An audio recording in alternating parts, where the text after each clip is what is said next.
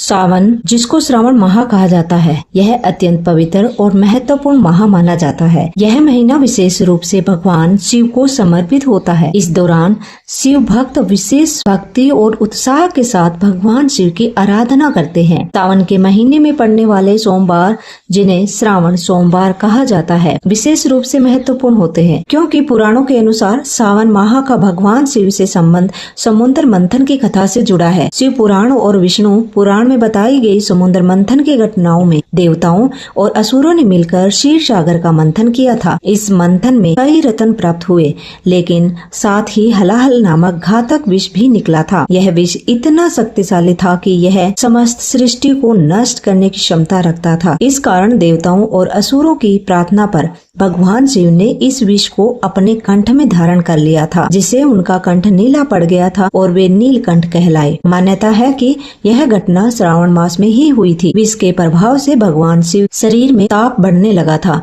इस ताप को कम करने के लिए सभी देवताओं ने उन पर जल अर्पित किया था।